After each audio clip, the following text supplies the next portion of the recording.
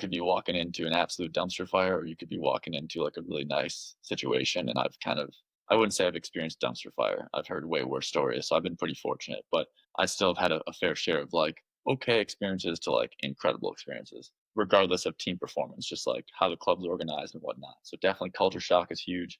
You have to love volleyball, like I said, like unless you're coming out of school, on the national team, which I was not, or like, a poster child from some of the schools out west, like where you're going to Italy or Poland, right out of college, which is very rare, but it happens. You got to love volleyball and you got to kind of find your way and try and get seen or get exposure to places where you finally get on a team where you feel like you're of equal talent or equal level to the people around you. And that may not happen first year or two, depending on your agent, depending on opportunities, depending on coaches and connections and who sees you. There's a lot of variables that go into it. It's not just always talent, in my opinion.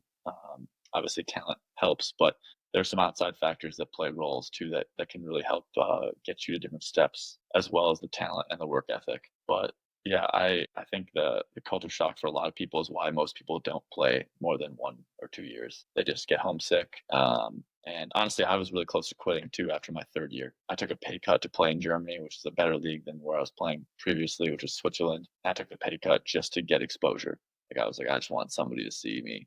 If it wasn't for that, I wouldn't have gotten on the team that I was on this past 2 years. So in hindsight, I'm really thankful that I took that opportunity and kind of bet on myself, because I would have never gotten the opportunity on like a quote unquote better team or a team that's playing Champions League to get that exposure.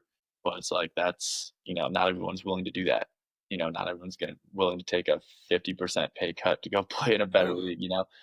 Um, it just depends on your goals and what you're willing to sacrifice. And I think a lot of people, it's not necessarily as worth it unless you really love volleyball. So I'm one of those people that really love volleyball. So I've made decisions that have reflected that, and that is partially have gotten me to where I've gotten in volleyball, which is nothing crazy, but I love the game, and it's been a lot of fun traveling and meeting people and whatnot, and being exposed to different cultures. so you spoke quite frequently about your love of volleyball.